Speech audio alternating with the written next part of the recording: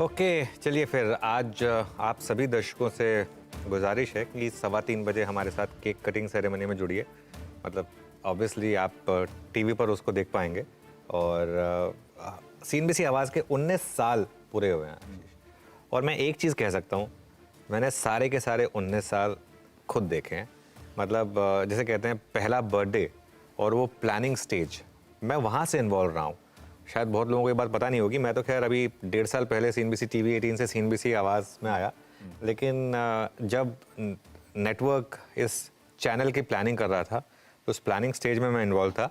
और उस समय जब स्टूडियो बना था और हम मॉक ड्रिल करते थे तो उसमें मैं मॉक ड्रिल्स में आता था और एज गेस्ट बन के आता था उसमें मैं, ठीक है ना। तो मुझे याद है, आपने खैर ऑब्वियसली पूरे के पूरे 19 साल इस प्लेटफॉर्म को दिए हैं।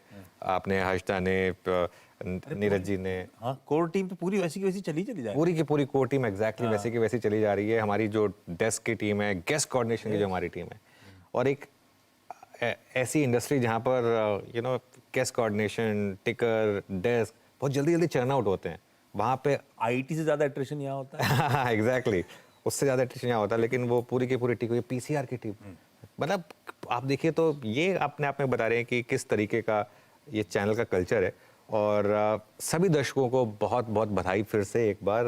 मैं एक चीज़ कहूँगा, 19 साल से CNBC आवाज़ मार्केट की सबसे बड़ी आवाज़ रही है। और ये चीज़ हम नहीं कह रहे, ये कई बार इस चैनल पर मार्केट के बड़े बड़े एक्सपर्ट्स ने कहा है। मुझे याद है रामदेव अग्रवाल जी ने कहा था कि CNBC आवाज़ बिजनेस की, मार्केट की सबसे बड़ी आवाज़ है। और देश के हर हिंटरलैंड में हम जब भी जाता हूँ मैं, एक अलग ही स्वागत होता है वहाँ पर। और 19 साल में क्या क्या देखा हमने 19 साल में निफ्टी को 3000 से 22,000 आते हुए देखा है। उस समय पे ये सोचते थे कि क्या सेंसेक्स 22,000 होगा, आज निफ्टी 22,000 पर है। इक्विटी वॉल्यूम्स को, कैश वॉल्यूम्स को हमने 100 टाइम्स बढ़ते हुए देखा। F&O वॉल्यूम्स तो मेरे ख्याल से 10,000 गुना बढ़ गए हैं। कैश वॉल्यूम्स को हमने 100 टाइम्स बढ़ते हुए देखा है। और एक चीज़ मैं कहूँगा, CNBC आवाज़ का एक बहुत बड़ा हाथ रहा है इस देश में इक्विटी कल्ट को आगे बढ़ाने में। और एक समय था जब बिजनेस को सिर्फ इंग्लिश की तरह से जाना जाता था कि इंग्लिश है बिजनेस की लैंग्वेज। और CNBC आवाज़ ने साबित किया कि नहीं, हिंदी और बाकी भाषाएं भी देश की बिजनेस की भाषा हो सकती है। तेज़ी हो, मंदी हो, कुछ भी हो, हम हर समय आपके साथ रहते हैं। और ये मैं यकीन दिला रहा हूँ आप सबको कि आगे भी रहेंगे और CNBC आवाज़ इसी तरीके से आपके मुनाफे की बात करता रहेगा। Thank you so much. Interesting, ये आपने बहुत सही कहा। पता CNBC आवाज़ जब शुरू हुआ था तो वाकई सबका ये मानना था भाई इंग्लिश पे बात करेंगे हम, हिंदी में, इंग्लिश में। और उस टाइम पे मैनेजमेंट्स, बड़े बड़े बाजार के जाने माने एक्सपर्ट्स बहुत कंफर्टेबल फील नहीं करते थे। और आज मेरे ख्याल से ज़्यादा होड़ लगती है कि इस प्लेटफॉर्म पे आए, अपनी बात रखें, चाहे वो कॉर्पोरेट इंडिया हो, चाहे मार्केट की वॉइसेस हो। बिल्कुल इस तरह से बदला है, लोगों को समझ में आया है कि अपनी बोलचाल की भाषा में शायद धंधा ज़्यादा समझ में आता है। इनफैक्ट मेरे पास तो ऑप्शन था जब CNBC आवाज़ लॉन्च हो रहा था। तो मुझे तो ऑफर किया गया था कि आप इस तरफ शिफ्ट हो जाइए। लेकिन उस समय खैर ना मुझे मेरे बॉस ने शिफ्ट होने दिया, ना मैं शिफ्ट हो पाया उस समय।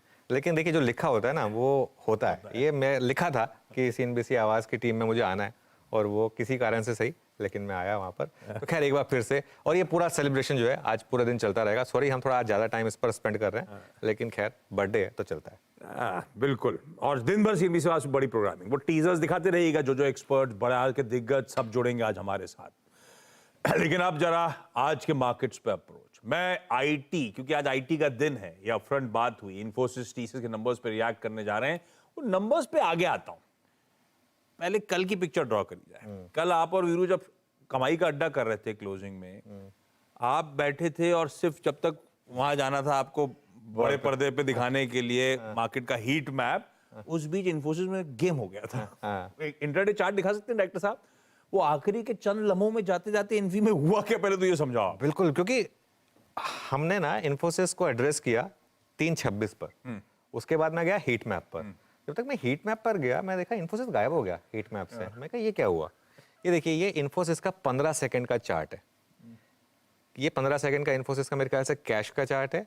और ऐसा ही चार्ट आपको इन्फोसिस का दिखाई देगा फ्यूचर्स का, अगर वो भी आपकी स्क्रीन पर रख दो। तो कैश और फ्यूचर्स दोनों में 15 सेकंड में क्या हुआ, और एक एक करके ना जितनी भी डेप्थ थी सेल साइड पर, वो सारी एब्जॉर्ब कर ली गई। डे लो से डे हाई पर इन्फोसिस बंद हुआ।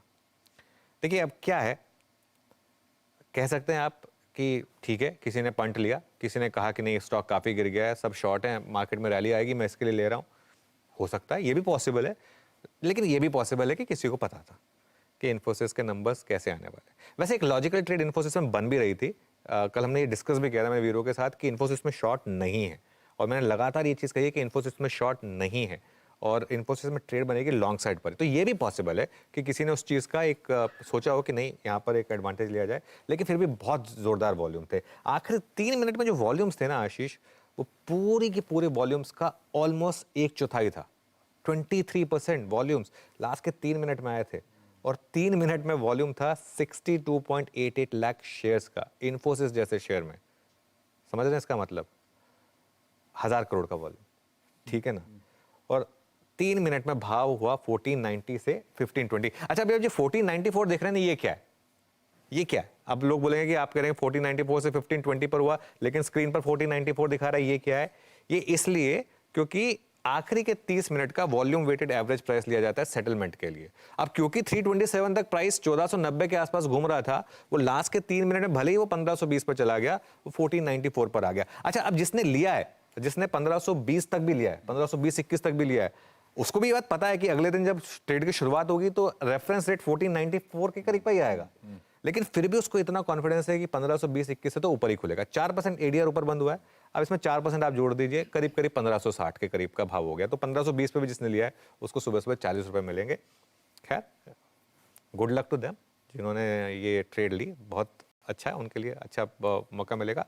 और इन्फोसिस मैं फिर बोल रहा हूँ क्योंकि कल एडीआर 4% बंद हुआ है ऊपर, और टेक्निकली स्टॉक हमारा 1.5% नीचे बंद हुआ है। आज 5-5.5% स्टॉक ऊपर शुरुआत करेगा। आज बड़ी शुरुआत करनी है इन्फोसिस को, और इसका रब ऑफ पूरे आईटी में देखने को मिलेगा। और आपने अपफ्रंट मेंशन करा था आज आईटी वो पॉकेट जो, अच्छा आईटी पे आपका गणित एकदम सही बैठता है, अंग बाय अंग भी। इंडेक्स पे अपन जब भी कॉल लेते हैं ब्रॉडली कि आज 400 600 आज 3%, सब सटीक बैठता है। आज अपफ्रंट कमेंट्री में सबसे ज्यादा आईटी की चर्चा करी आपने और कहा कि आज बड़ा दिन हो सकता है आईटी के लिहाज से। अब वो टीसीएस इन्फी के नंबर्स जो कल शाम को आए थे, ठीक थे, टीसीएस ने थोड़ा सा उम्मीद से बेहतर करा, इन्फी ने शायद उम्मीद के मुताबिक डिलीवर करा। आपने उन फिर नतीजों में ऐसा क्या रीड करा, क्या आकलन है उन नंबर्स के बाद, कैसा मूड सेट कर रहे हैं दोनों नंबर्स? देखिए आशीष, क्या होता है ना, मैं आपको एक पर्सनल एक्सपीरियंस से एक स्टोरी बताता हूँ। मेरे 2 बड़े भाई हैं, ठीक है, और दोनों के दोनों टॉपर्स थे स्कूल में। हम सब सेम स्कूल में जाते थे, ठीक है। तो मेरे जो सबसे बड़े भाई साहब थे, अब वो आकर अगर बोलते थे कि मेरे 80% आए, तो पापा को डिसअपॉइंटमेंट होती थी कि 80% आए, ठीक है। जो बीच वाले भाई थे वो आकर बोलते थे मेरे 90% आए, तो पापा को डिसअपॉइंटमेंट होती थी कि 90% ही आए इसके।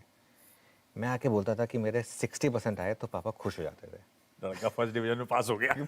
इसकी फर्स्ट डिवीजन आ गई। इन्फोसिस के साथ वही वाला मामला था, और टीसीएस के साथ एक्सपेक्टेशन इतनी बुरी है कि हल्का सा भी आउट परफॉर्म कर दो वो चल जाएगा। ये क्वार्टर वैसे ही वीक होता है, इस क्वार्टर में आपने बेटर कर दिया, बस उतना काफ़ी है।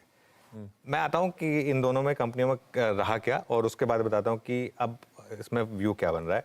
देखिए, सीजनली वीक क्वार्टर में स्ट्रॉन्ग नंबर्स, और मार्जिन पर एक चीज़ है, मार्जिन पर टीसीएस बेटर है। मार्जिन पर टीसीएस ने आउट परफॉर्म किया है। इन्फोसिस के लिए जो अच्छी चीज़ रही कि डॉलर रेवेन्यू ग्रोथ अच्छा था, plus lower end of the guidance को ऊपर किया। आप कई लोग कहेंगे कि ऊपर के वाले उसको नीचे किया, आप उसकी बात क्यों नहीं कर रहे हैं? वो इमटेरियल है। ऊपर वाला का तो उनको खुद पता था कि नहीं जाना है, वो नीचे वाले को ऊपर कर दिया, वो अपने आप में एक बड़ा पॉजिटिव है। और एक और चीज़, एट्रिशन कम हुआ है दोनों कंपनियों में। ये एक और चीज़ बता रहा है आपको एट्रिशन कम क्यों हो रहा है, क्योंकि पहले हर कंपनियों में इतनी ऑफर्स होती थी लोगों को, अब वो ऑफर्स मिलनी थोड़ी सी कम हुई हैं, तो उस चीज़ का एक फायदा हुआ है। ये मार्जिन पर पॉजिटिव है। ऑर्डर बुक दोनों कंपनियों की काफ़ी अच्छी रही हैं, और मैं पढ़ रहा था ब्रोकरेजेस की कि 3 सालों में 12 से 13% ईपीएस कैगर की एक्सपेक्टेशन है। अब यहाँ पर मामला क्या है? अब यहाँ पर मामला है कि अर्निंग्स अगर 12 से 13% बढ़ेंगी, तो स्टॉक्स ऑब्वियसली 12 से 13% प्लस माइनस वैल्यूएशन एडजस्टमेंट। अगर वैल्यूएशन अपटिक आएगी तो उससे ज़्यादा, वैल्यूएशन डाउनटिक आएगी तो उससे कम, उस तरीके से करेंगे। लेकिन मेरा ये मानना है कि इस एनवायरनमेंट में जहाँ यूएस में भी रेट्स पीक आउट हो चुके हैं और जहाँ पर यूएस की इकोनॉमी ठीक ठाक कर रही है, मेरे ख्याल से दोनों शेयर्स आउट परफॉर्म कर सकते हैं। टीसीएस के नंबर्स जैसे मैंने कहा, रेवेन्यू और मार्जिन दोनों बेहतर अनुमान से। कांस्टेंट करेंसी रेवेन्यू हम एक्सपेक्ट कर रहे थे फ्लैट आएगी, लेकिन आई 1% क्वार्टर ऑन क्वार्टर। लगातार सेकंड क्वार्टर में margin improvement, EBIT 70 basis point बढ़ा, 25% पर आया। इन्फोसिस के नंबर्स में क्या खास, ऑब्वियसली सबसे पहली बात तो हम एक्सपेक्ट कर रहे थे 2% तक कांस्टेंट करेंसी गिरेगी, गिरी 1%। नई डॉलर जो डील विन है वो अब टेक्निकली आपको कम दिखेगी, लेकिन एवरेज के हिसाब से ठीक ठाक है, $3.8 बिलियन। और रेवेन्यू गाइडेंस जो उन्होंने इंप्रूव की है 1 to 2.5% से नैरो किया, तो लोअर एंड को बढ़ाया है उन्होंने। और एट्रिशन जो कम हुआ है वो भी अपने आप में एक पॉजिटिव है। नेट आज आईटी पॉजिटिव, मेरे ख्याल से 500-600 पॉइंट की निफ्टी आईटी में आज रैली आनी चाहिए, knew all time high possible है। और जैसा मैं कह रहा हूँ, आज लोग प्रीएम्प्ट करने की कोशिश करेंगे कि एचसीएल टेक, विप्रो, इनके नंबर्स भी कैसे आएंगे। मिड कैप आईटी मेरे ख्याल से आज फील्ड डे होगा यहाँ पर, ये आज सेक्टर चलना चाहिए। लीजिए भाई, आवाज की बर्थडे के दिन का मूड सेट हो चुका है। निफ्टी आईटी आज मोमेंटम को लीड करेगा, बढ़िया रहे वो नंबर्स। जितना डर था उससे तो बेहतर ही कर गए दोनों दिग्गज आईटी कंपनीज। आज के संकेत, अच्छा आज इंपॉर्टेंट दिन है, ये दोनों नंबर्स पे रिएक्ट कर रहे होंगे, प्लस यूएस का वो इन्फ्लेशन प्रिंट जो आया और जॉबलेस क्लेम्स के नंबर्स जो है उन सब पे रिएक्ट करना है। सबका निचोड़ ये कह रहा है कि 40 पॉइंट 45 पॉइंट ऊपर खुलेंगे, ऐसा गांधीनगर से गिफ्ट निफ्टी इंडिकेशंस देता हुआ। एशिया कैसा कर रहा है डॉक्टर साहब, स्क्रीन पर रख दीजिएगा, तो अपने पीयर सेट एशियाई जो भाई बंधु हैं किस तरह से कामकाज कर रहे हैं स्क्रीन पर आ जाएगा। और उसके बाद दिखाइए यूएस का बाजार। क्लोजिंग बेसिस पे यूएस एकदम फ्लैट नजर आएगा। परसों जहां बंद हुए थे वहीं कल का सेशन कल्मिनेट हुआ, लेकिन एक बार डाउ इंट्राडे रख दीजिएगा, खासी वोलेटिलिटी।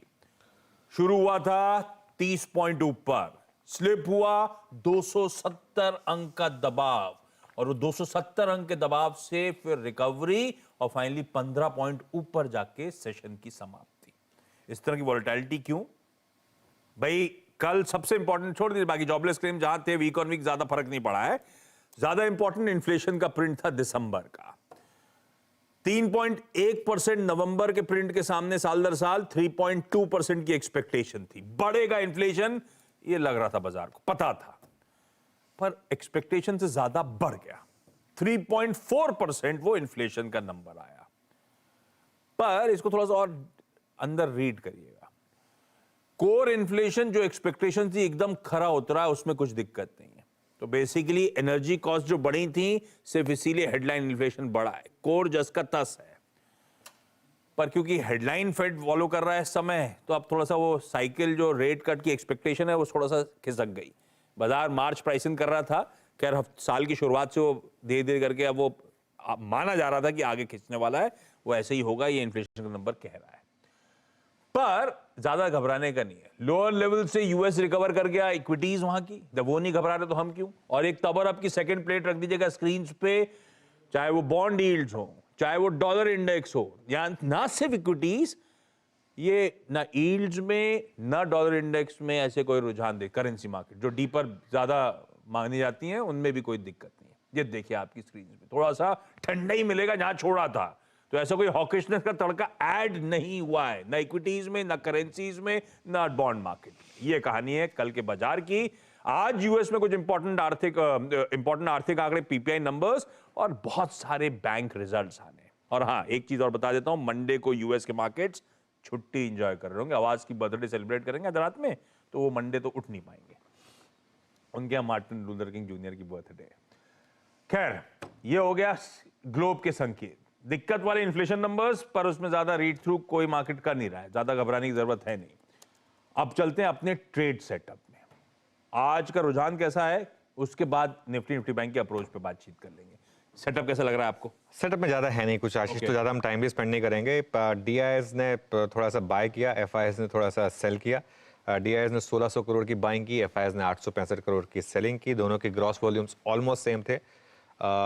इंडेक्स फ्यूचर्स में 75 करोड़ की बाइंग आई एफआईएस की तरफ से, और स्टॉक फ्यूचर्स में करीब करीब 1667 करोड़ की बाइंग आई। ये इस समय का ट्रेड सेटअप है मेनली। और विद इन इंडेक्स फ्यूचर्स अगर आप देखेंगे तो इन निफ्टी में 87 करोड़ की बाइंग थी और बैंक निफ्टी में 14 करोड़ की सेलिंग थी। कुछ खास नहीं है सेटअप में। इंडिया विक्स फ्लैट था, हल्का सा गिरा, 1.1% गिरा, 12.77 पर आया। पुट कॉल रेशियो 1.14, 1.06 से बढ़कर कुछ नहीं है सेटअप में। एफ&ओ बैन के मामले में भी 3 इन आए 3 आउट आए, एक बेटॉन की तरह। भेल, डेल्टा कॉर्प और पॉलीकैब इन, बलरामपुर चीनी, चंबल फर्टिलाइजर्स और आईईएक्स आउट। और ऑलरेडी बाकी के 11 स्टॉक्स बने हुए हैं बैन में, तो 14 के 14 स्टॉक्स का मामला एज इट इज है। तो सेटअप में कुछ खास नहीं है आज का सेटअप ही निफ्टी आईटी और नंबर्स है, और कुछ नहीं है सेटअप में, से ज्यादा कुछ नहीं है। ओके, तो सेटअप न्यूट्रल टाइप्स हो गया। हर्षदा आपको सुबह सुबह नजर नहीं आ रही, क्योंकि टीसीएस के हेडक्वार्टर्स में टीसीएस के मैनेजमेंट के साथ कुछ ही देर में टीसीएस हेडक्वार्टर्स से लाइव वो इंटरेक्शन नंबर्स पे हम आपके सामने प्रेजेंट कर देंगे। लेकिन अब निफ्टी का आज का अप्रोच, 2 दिनों से रिलायंस इंडस्ट्रीज वो दिग्गज ने कमान संभाल रखी थी, आज ना भी संभाले तो आईटी है मदद के लिए। ऐसे में निफ्टी का अप्रोच, देखिए निफ्टी के अप्रोच यही है कि आईटी तो है ही, लेकिन बाकी स्टॉक्स क्या कर रहे हैं उस पर ध्यान देंगे हम। और पहली बात, थोड़ी सी रेजिस्टेंस पर हमको संभलना होगा। कल भी थोड़ी रेजिस्टेंस थी मार्केट में, 21,700 टू 21,750 फर्स्ट रेजिस्टेंस है, वहीं खुलेंगे हम। वहीं पर कल का हाई भी प्लेस था, वहीं पर सारे कॉल राइटर्स भी बैठे हैं। इतना आसान नहीं है उसको निकालना। और उसके बाद बड़ा रेजिस्टेंस जोन है 21,750 टू 21,850। सपोर्ट कहाँ पर है नीचे, 21,550 टू 21,600, जहाँ कल का लो प्लेस्ड है और पुट राइटर्स प्लेस्ड है। और बड़ा सपोर्ट है आपका 21,450 टू 21,550, जो पिछले 3-4 दिन का लो रहा है, इंट्राडे लो रहा है। अप्रोच ये है, अगर आप पोजिशनली लॉन्ग हैं तो 21,500 का स्टॉप लॉस रखें क्लोजिंग बेसिस पर।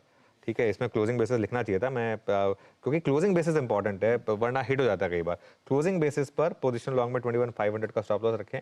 Intraday trader buy on dips और सेल ऑन रैली दोनों करें। बाय जोन है 21,600 टू 21,650 और एक स्टॉप लॉस लगाएं 21,575 का।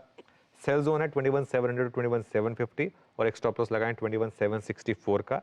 और एक और चीज़ देखिए, हर मार्केट डिफरेंट होती है। नवंबर दिसंबर में हम हमेशा कह रहे थे कि प्रॉफिट जल्दी बुक नहीं करना है, अपने प्रॉफिट को कैरी करिए।